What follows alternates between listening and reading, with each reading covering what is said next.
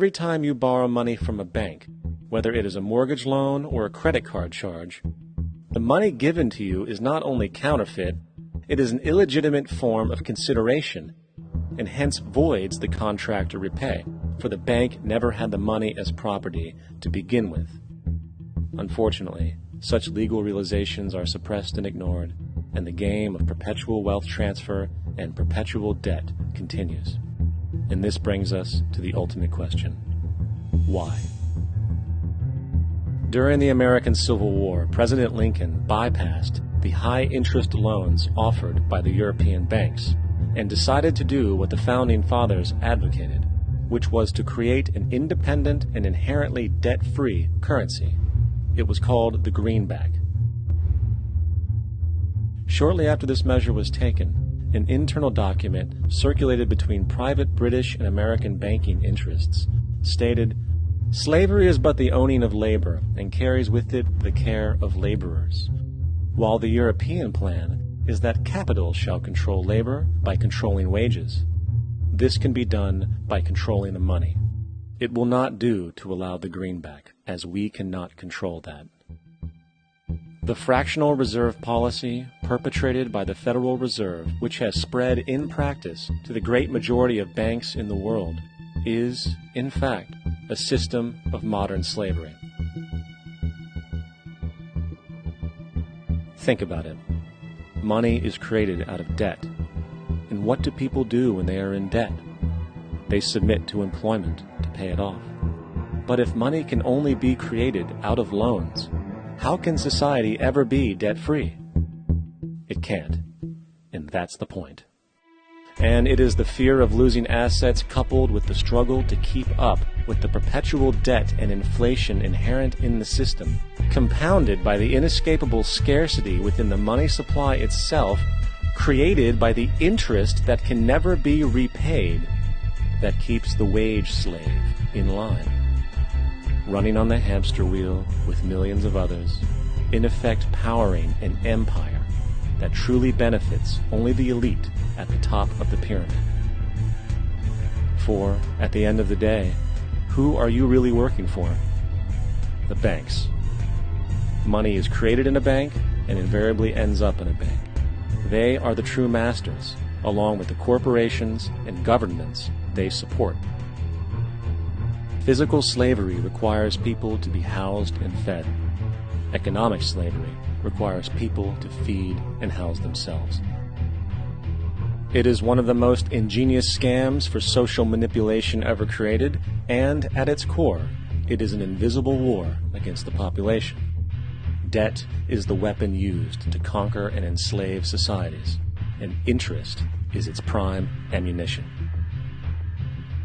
And as the majority walks around oblivious to this reality, the banks, in collusion with governments and corporations, continue to perfect and expand their tactics of economic warfare, spawning new bases, such as the World Bank and International Monetary Fund, while also inventing a new type of soldier, the birth of the economic hitman.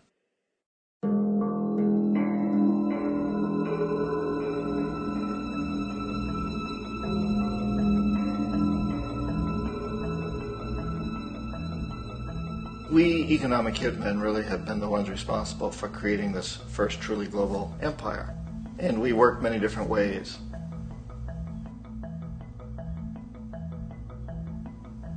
But perhaps the most common is that we will identify a country that has resources our corporations covet, like oil, and then arrange a huge loan to that country from the World Bank or one of its sister organizations.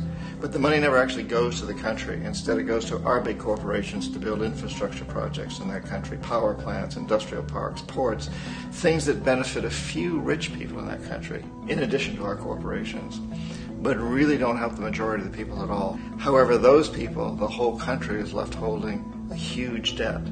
It's such a big debt they can't repay it, and that's part of the plan, that they can't repay it. And so at some point, we economic hitmen go back to them and say, listen, you owe us a lot of money, can't pay your debts, so sell your oil real cheap to our oil companies.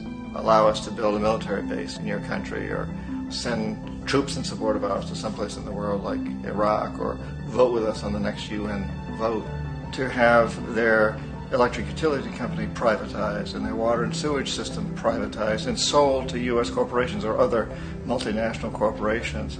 So there was that whole mushrooming thing, and it's so typical of the way the IMF and the World Bank work, that you put a country in debt, it's such a big debt it can't pay it, and then you offer to refinance that debt and pay even more interest. And you demand this quid pro quo, which you call a conditionality or good governance, which means basically that they've got to sell off their resources, including many of their social services, their utility companies, their school systems sometimes, their penal systems, their insurance systems, to foreign corporations. So it's a double, triple, quadruple whammy.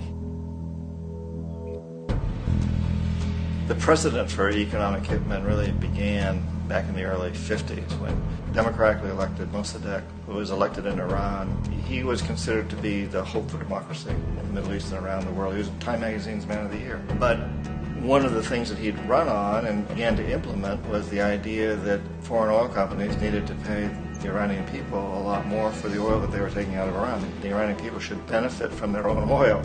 Strange policy. We didn't like that, of course.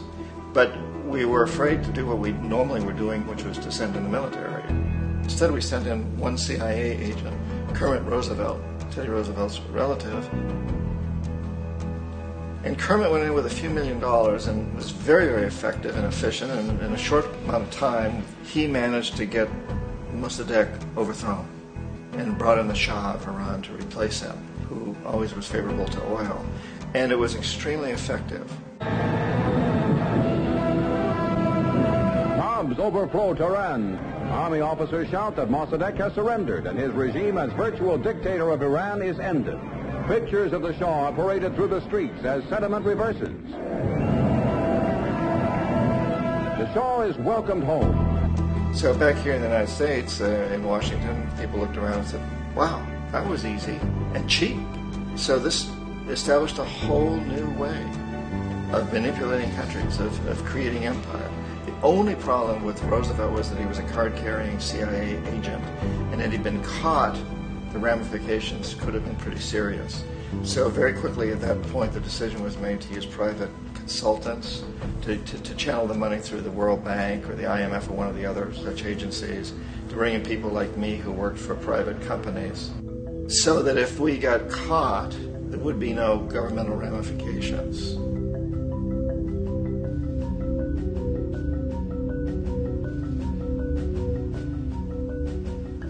When Arbenz became president of Guatemala, the country was very much under the thumbs of United Fruit Company, the big international corporations. And Arbenz ran on this ticket that says, we want to get the land back to the people. And once he took power, he was implementing policies that would do exactly that, give the land rights back to the people.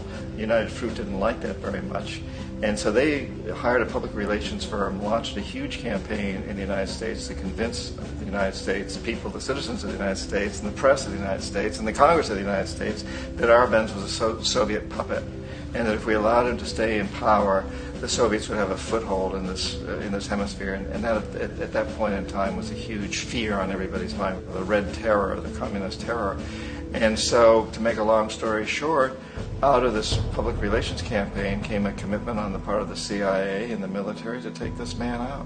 And in fact, we did. We sent in planes, we sent in soldiers, we sent in jackals, we sent everything in to take him out, and did take him out. And as soon as he was removed from office, the new guy that took over after him basically reinstated everything to the big international corporations, including United Fruit.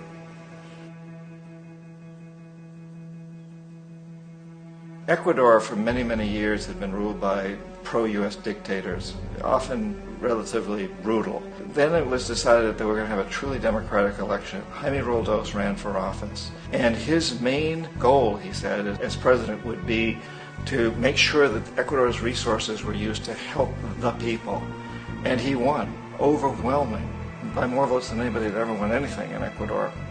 And he began to implement these policies to make sure that the profits from oil went to help the people. Well, we didn't like that in the United States.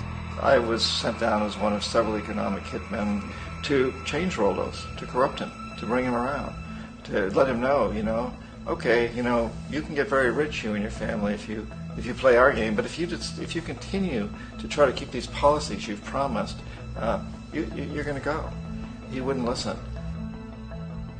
He was assassinated. As soon as the plane crashed, the whole area was cordoned off. The only people allowed in were U.S. military from a nearby base and some of the Ecuadorian military. When an investigation was launched, two of the key witnesses died in car accidents before they had a chance to testify. A lot of very, very strange things that went on around the assassination of Jaime Roldos.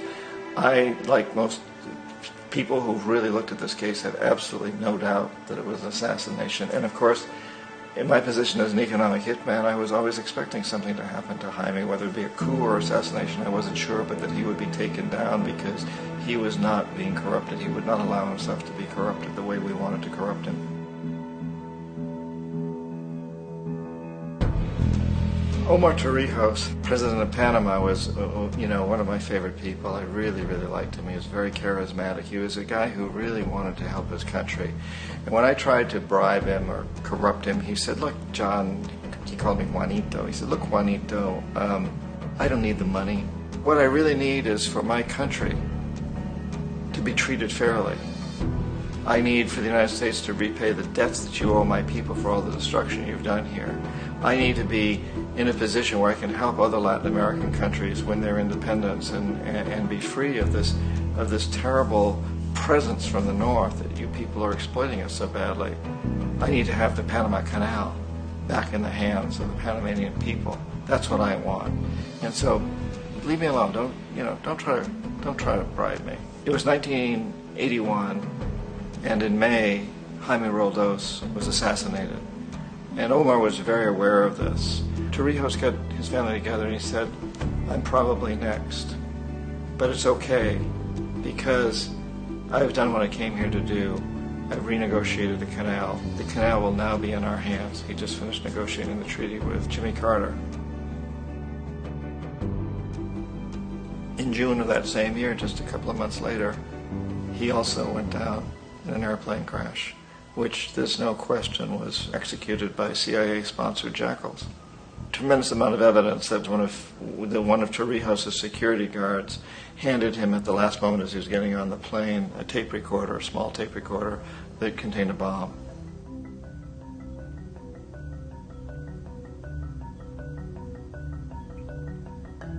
It is interesting to me how this system has continued pretty much the same way for years and years and years, except the economic hitmen have got better and better and better. Then we come up with, very recently, what happened in Venezuela. In 1998, Hugo Chavez gets elected president, following a long line of presidents who had been very corrupt and basically destroyed the economy of the country. And Chavez was elected amidst all that. Chavez stood up to the United States, and he's done it primarily demanding that Venezuelan oil be used to help the Venezuelan people. Well, we didn't like that in the United States. So in 2002, a coup was staged, which there's no question in my mind, and most other people's minds, that the CIA was behind that coup.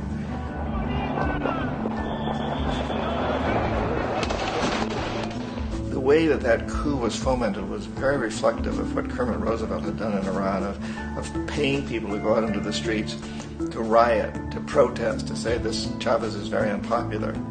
If you can get a few thousand people to do that, television can make it look like it's the whole country, and things start to mushroom. Except in the case of Chavez, he was smart enough, and the people were so strongly behind him that they overcame it, which was a phenomenal moment in the history of Latin America.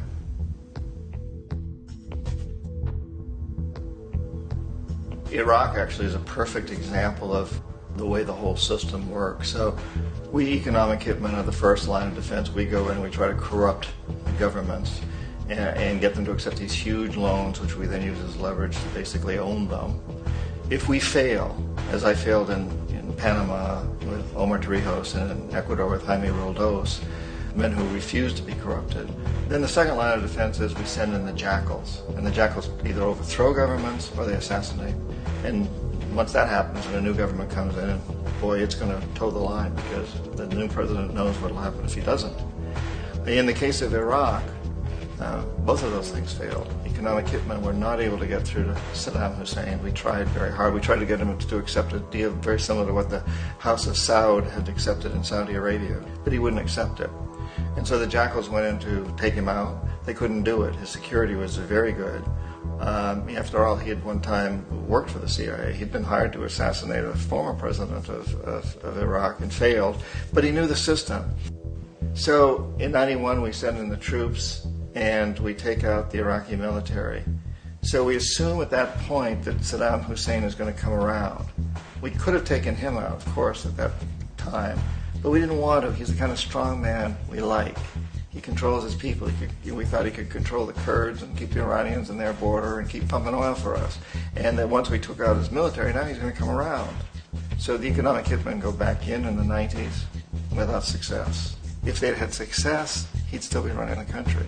We'd be selling him all the fighter jets he wants and everything else he wants. But they couldn't. They didn't have success. The Jackals couldn't take him out again, so we sent the military in once again, and this time we did the complete job and took him out, and in the process created for ourselves some very, very lucrative construction deals. We had to reconstruct a country that we'd essentially destroyed, which is a pretty good deal if you own construction companies, big ones. So, Iraq shows the three stages. The economic hitmen failed there, the Jackals failed there, and as a final measure, the military goes in. And in that way, we've really created an empire, but we've done it very, very subtly. It's clandestine. All the empires of the past were built on the military, and everybody knew they were building them. So the British knew they were building them, the French, the Germans, the Romans, the Greeks. And they were proud of it, and they always had some excuse like spreading civilization, spreading some religion, something like that. But they knew they were doing it. We don't. The majority of the people in the United States have no idea that we're living off the benefits of a clandestine empire, that today there's more slavery in the world than ever before. And then you have to ask yourself, well, if it's an empire, then who's the emperor? Obviously, our presidents of the United States are not emperors. An emperor is someone who's not elected, doesn't serve a limited term, and doesn't report to anyone, essentially. So you can't classify our presidents that way. But we do have what I consider to be the equivalent of the emperor, and it's what I call the corporatocracy. The corporatocracy is this group of individuals who run our biggest corporations, and they really act as the emperor of this empire. They control our media, either through direct ownership or advertising. They control most of our politicians because they finance their campaigns, either through their corporations or through personal contributions that come out of the corporations. They're not elected. They don't serve a limited term. They don't report to anybody. And at the very top of the corporatocracy, you really can't tell whether a person's working for a private corporation or the government because they're always moving back and forth. So, you've got a guy who one moment is the president of a big construction company like Halliburton, and the next moment he's vice president of the United States, or the president who is in the oil business. And this is true whether you've got Democrats or Republicans in the office. You have to moving back and forth through the revolving door. And in a way, our government is invisible a lot of the time, and its policies are carried out by our corporations on one level or another. And then again, the policies of the government are basically forged by the corporatocracy and then presented to the government. They become government policy. So it's an incredibly cozy relationship. This isn't a conspiracy theory type of thing. These people don't have to get together and plot to do things. They all basically work under one primary assumption, and that is that they must maximize profits regardless of the social and environmental costs.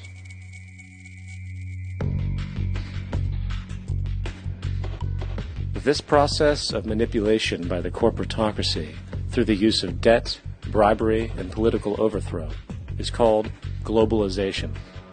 Just as the Federal Reserve keeps the American public in a position of indentured servitude through perpetual debt, inflation, and interest, the World Bank and IMF serve this role on a global scale. The basic scam is simple. put a country in debt either by its own indiscretion or through corrupting the leader of that country, then impose conditionalities or structural adjustment policies, often consisting of the following. Currency devaluation. When the value of a currency drops, so does everything valued in it. This makes indigenous resources available to predator countries at a fraction of their worth. Large funding cuts for social programs. These usually include education and healthcare, compromising the well-being and integrity of the society, leaving the public vulnerable to exploitation. Privatization of state-owned enterprises. This means that socially important systems can be purchased and regulated by foreign corporations for profit. For example, in 1999, the World Bank insisted that the Bolivian government sell the public water system of its third largest city to a subsidy of the U.S. corporation Bechtel. As soon as this occurred, water bills for the already impoverished local residents skyrocketed. It wasn't until after a full-blown revolt by the people that the Bechtel contract was nullified. Then there is trade liberalization, or the opening up of the economy through removing any restrictions on foreign trade. This allows for a number of abusive economic manifestations, such as transnational corporations bringing in their own mass-produced products, undercutting the indigenous production and ruining local economies. An example is Jamaica, which, after accepting loans and conditionalities from the World Bank, lost its largest cash crop markets due to competition with Western imports.